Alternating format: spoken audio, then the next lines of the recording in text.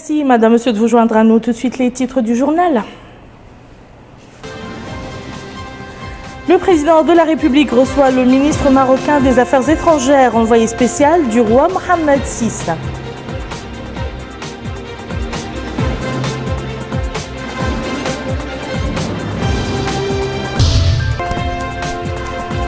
Le Conseil des ministres adopte une série de projets de loi et de décrets portant sur divers aspects de la vie publique.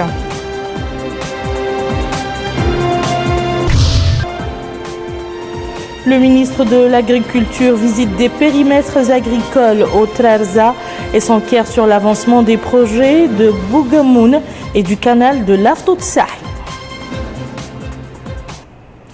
Madame, monsieur, bonsoir. Mais avant le développement de ces titres, la présidence de la République a rendu public aujourd'hui un décret portant sur la nomination de Rassoul Wilkhal au poste de commissaire adjoint aux droits de l'homme et à l'action humanitaire. Le président de la République, Mohamed Ould Abdel Aziz, a adressé aujourd'hui un message à son homologue zambien, Michel Sata, président de la République de Zambie, dans lequel il le félicite à l'occasion de la célébration de la fête nationale de son pays et lui renouvelle sa volonté d'œuvrer au renforcement des relations de coopération existantes entre les deux pays.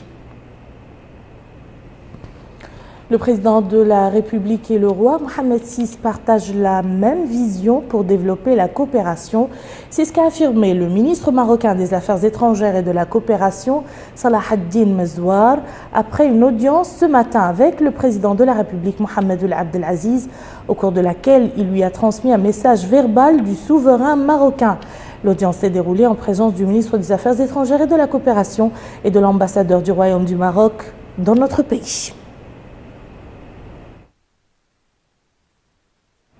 Et à l'issue de l'audience, le chef de la diplomatie marocaine a dit que son entretien avec le président de la République a porté entre autres points sur l'excellence des relations entre les dirigeants, les gouvernements et les peuples des deux pays.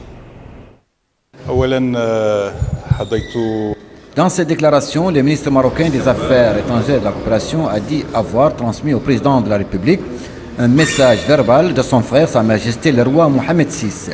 Salah ad-Din Mezouar a ajouté qu'il a insisté à cette occasion sur l'excellence des relations entre les dirigeants, les gouvernements et les peuples des deux pays, des relations historiques, spirituelles et économiques marquées par l'action commune et la confiance mutuelle pour faire face aux défis auxquels la région est confrontée, a-t-il fait remarquer. L'audience, a-t-il dit, a été également l'occasion de réitérer la volonté de Sa Majesté de raffermir et de promouvoir ces relations à la lumière des défis de l'heure et de réaffirmer que Sa Majesté le roi et le président de la République partagent le même point de vue et la même vision pour développer cette coopération exemplaire, exceptionnelle, considérée comme un modèle de coopération entre les pays au niveau du Maghreb arabe et du Sahel. Il a précisé que cette ambition commune sera traduite à travers des projets conçus sur la base des priorités et des conventions allant dans le sens de la redynamisation des échanges et des investissements entre les deux pays, en tenant compte de la responsabilité commune des deux pays par rapport aux questions liées à la sécurité et à la stabilité de la région, car les deux pays, a-t-il fait savoir, ont un rôle fondamental à jouer aujourd'hui dans la préservation de la stabilité et de la quiétude dans la zone. Cette responsabilité, a-t-il expliqué, exige davantage de coopération en matière de sécurité et une coordination continue entre les ministres des Affaires étrangères des deux pays au sujet des questions communes. Le ministre marocain a encore indiqué que les dirigeants des deux pays ont exprimé leur volonté de contribuer à l'édification d'un Maghreb arabe à la hauteur des aspirations des peuples maghrébins. Salah ad-Din Mezouar a en définitive souligné que la situation en Libye est l'une des priorités qui nécessite une action commune pour privilégier la voie du dialogue et faciliter le retour à la stabilité et à la quiétude de nos frères libyens, et d'ajouter en substance, nous sommes engagés conformément à la volonté de nos deux dirigeants à promouvoir et à approfondir notre rôle au niveau de la région. Je vous le disais dans les titres, le Conseil des ministres s'est réuni aujourd'hui sous la présidence du président de la République, Mohamed Ould Abdel Aziz, et a examiné et approuvé deux projets de loi. Le premier autorisant la ratification de l'accord entre le gouvernement de la République de Côte d'Ivoire et le gouvernement de la République islamique de Mauritanie relatif à l'établissement et à la libre circulation des personnes, des biens et des services, signé le 16 mars 2014 à Nouakchott. Le second autorisant la ratification de la convention de crédit signée le 11 octobre 2014 à Washington entre le gouvernement de la Mauritanie et le fonds de l'OPEP pour le développement international destiné au financement du projet de Centre national de contrôle de l'électricité. Des projets de décret ont été par ailleurs passés en revue et adoptés par le Conseil. Il s'agit des projets portant concession provisoire d'un terrain à Nouakchott au profit de l'ambassade de la République du Mali, d'une concession provisoire d'un terrain à Nouakchott au profit de l'ambassade de la République de Gambie, de la nomination du président du conseil d'administration du centre hospitalier de l'Amitié, de celle du président du conseil d'administration de l'Office national des services d'eau au milieu rural, du président du conseil d'administration de l'Institut pédagogique national IPN et enfin un dernier projet de décret portant statut particulier des corps des eaux, forêts et chasses.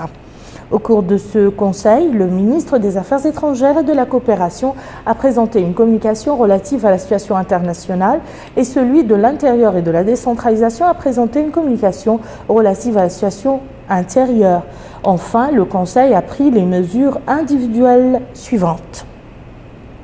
Ministère de la Défense nationale, Académie navale, adjoint, commandant Académie, colonel Mohamed Bouya Maman, Ministère de l'Intérieur et de la Décentralisation, Administration territoriale, Wilaya de Darlik Nouadhibou, Mourata'a de Nouadhibou, arrondissement de Mohamqar, chef d'arrondissement, lieutenant-colonel Mohamed Mahmoud ou Mohamed El Hafid, Mohamed Bouna, en remplacement du capitaine Sidi Kleib, admis à faire valoir ses droits à la retraite.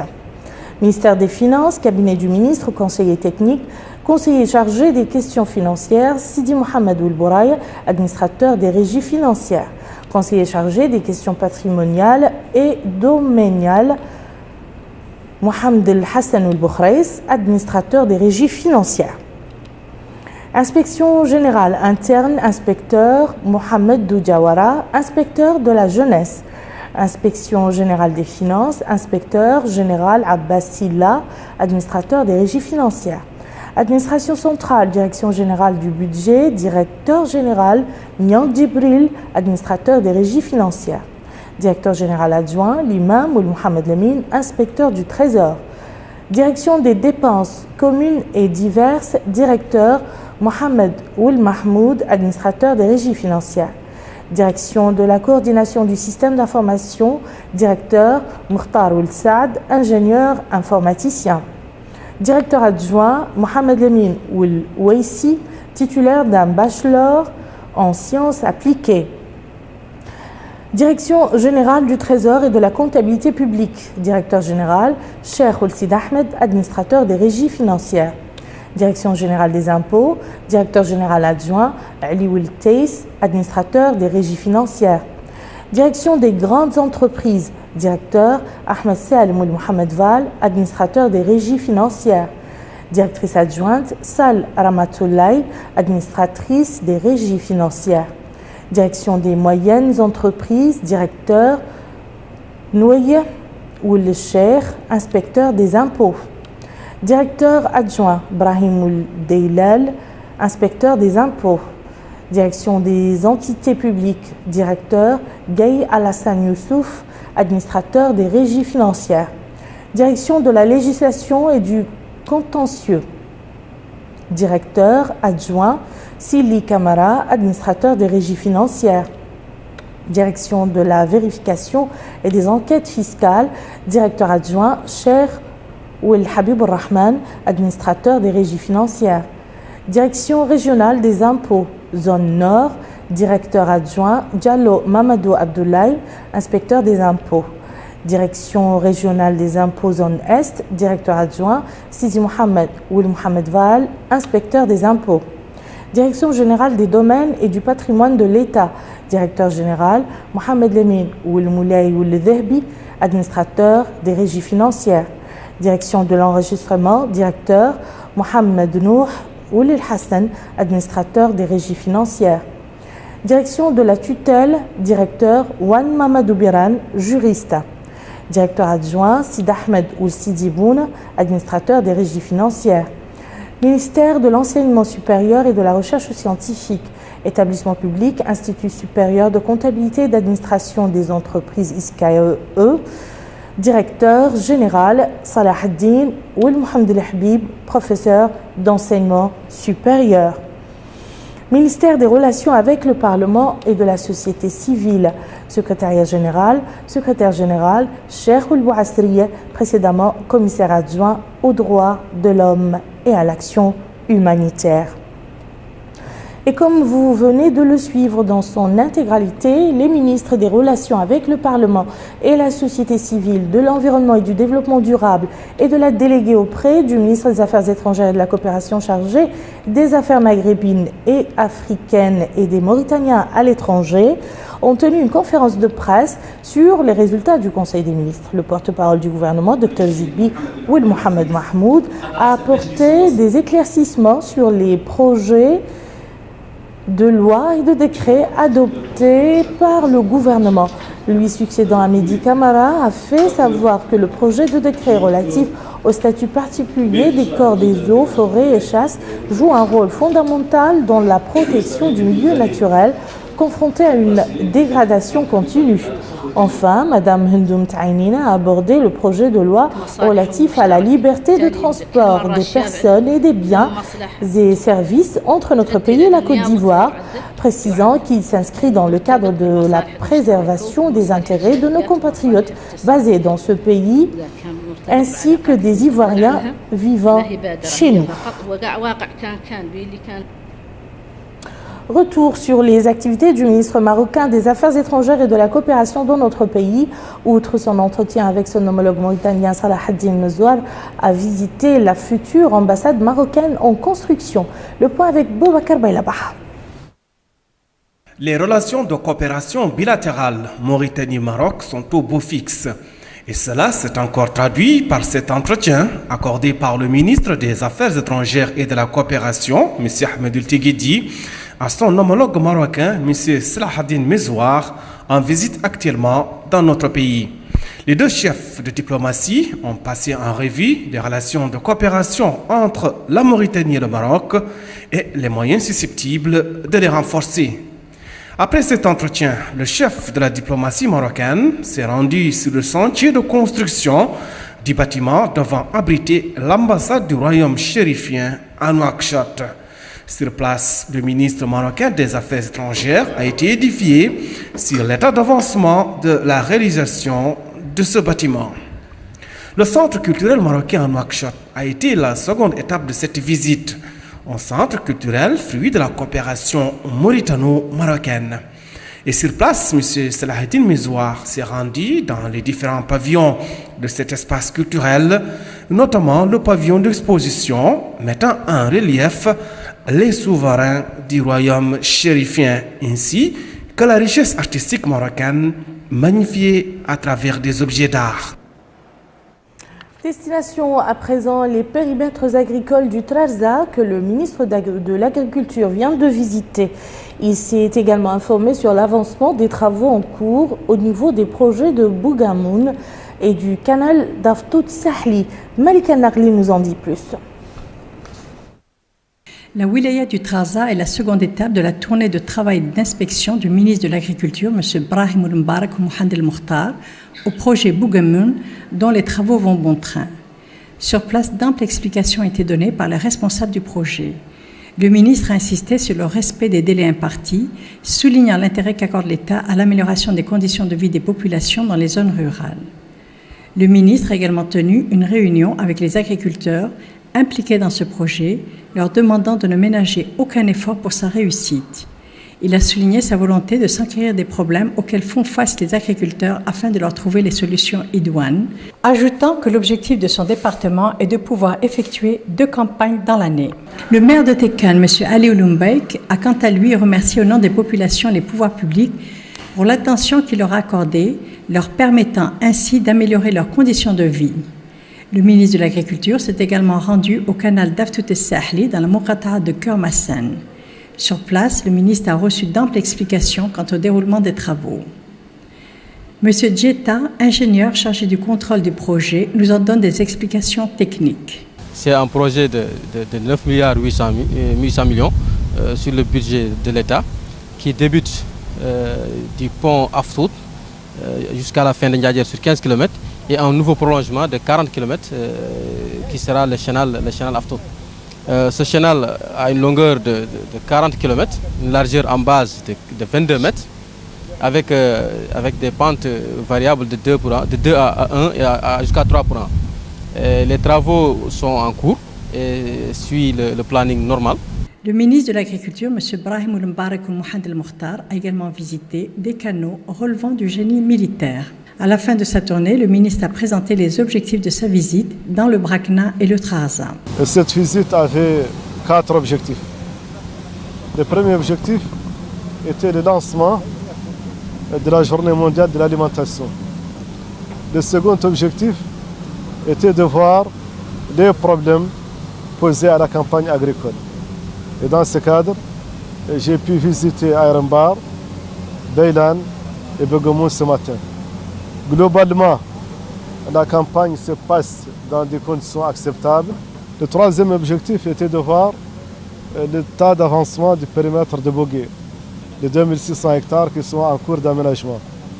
Et là, on estime raisonnable d'établir sur une fin des travaux pour le milieu de l'année prochaine. Enfin, le dernier objectif, c'est la visite mensuelle du site du chenal d'Aftout Sahli, qui est un chenal de 55 km. Il s'agissait de m'enquérir des conditions d'avancement des travaux et puis surtout de voir, aplanir au fur et à mesure les difficultés et être proactif dans la réalisation de cet ouvrage au démarrage stratégique. Cette tournée de visite et d'inspection du ministre de l'Agriculture entre dans le cadre de la volonté des pouvoirs publics de propulser le développement du pays tout en assurant de meilleures conditions de vie aux populations en les faisant bénéficier des richesses et du potentiel que la nature offre au pays. La commune de Riyad joint ses efforts à ceux des pouvoirs publics et de la Fédération des parents d'élèves pour assurer le bon déroulement de la nouvelle année scolaire. Elle vient d'engager dans ce cadre une campagne de sensibilisation en collaboration avec les parents d'élèves et les acteurs pédagogiques. Babakar Ndiaye. À Riyad, parents d'élèves, élus locaux et autorités pédagogiques en sont bien conscients. Le niveau scolaire dans cette Mokhata est en train de chuter. Pour inverser la tendance, une campagne de sensibilisation vient d'être lancée. Objectif, lutter contre l'échec scolaire. Lors du lancement de cette campagne, le maire de la commune de Riyad a expliqué que cette initiative visait à faire face aux nombreux défis qui entraînent souvent des contre-performances et la perturbation du niveau de savoir des élèves. Parmi les défis à relever, il a cité le suivi et l'évaluation des élèves, l'implication des parents d'élèves avant d'insister notamment sur la création d'un environnement d'apprentissage propice. Cette campagne de sensibilisation va être pilotée par la mairie de Riyad avec l'appui des inspecteurs pédagogiques, des directeurs d'école et des familles des élèves. Dans ce sens, le Hakam de la Mokhata de Riyad a exhorté les populations de Riyad, les autorités pédagogiques ainsi que les élus locaux à participer activement à cette campagne de sensibilisation afin de contribuer à sa réussite et hisser le niveau de l'enseignement dans cette Mokhata. Un vœu qui a été également lancé par l'inspecteur départemental de l'éducation nationale à Riyad qui dit constater qu'au premier jour de la rentrée scolaire, seuls 10% des élèves étaient présents. Une réalité, ajoute-t-il, qui nécessite la sensibilisation en premier lieu des parents d'élèves eu égard à leur rôle éducatif. Cette campagne de sensibilisation va durer 1 mois et devrait toucher 16 131 élèves issus de 36 écoles primaires, de 8 collèges et du lycée de Riyad. La mobilisation se poursuit en faveur de la libération de notre confrère Ishaq El-Mokhtar, et ce dans le cadre des activités commémorant le premier anniversaire de sa disparition en Syrie. C'est dans ce cadre que le président du syndicat des journalistes de Mauritanie, Ahmed Salem El-Mokhtar Salem, a de nouveau interpellé les hautes autorités nationales pour intensifier les efforts en vue de ramener Ishaq sain et sauf dans son pays. Un appel qu'il a lancé à l'occasion de la mobilisation organisée aujourd'hui par les journalistes affiliés à ce syndicat pour marquer leur solidarité avec notre confrère kidnappé en Syrie. Même son de cloche du côté de l'association des journalistes et du réseau des femmes journalistes qui ont aussi appelé les autorités, particulièrement le président de la République, à intensifier l'action diplomatique pour libérer le journaliste Ishaq Oulil Mokhtar. Ainsi donc prend fin ce journal. Je vous en rappelle les principales informations. Le président de la République reçoit le ministre marocain des Affaires étrangères, envoyé spécial du roi Mohamed VI.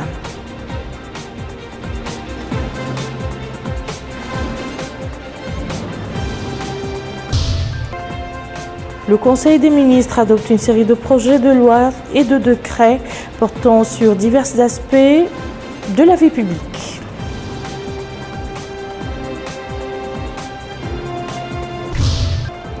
Le ministre de l'Agriculture visite des périmètres agricoles au Trarza et s'enquiert sur l'avancement des projets de Bougamoun et du canal de l'Aftout Sahli. Merci, madame, monsieur, de nous avoir suivis. À demain, Inch'Allah.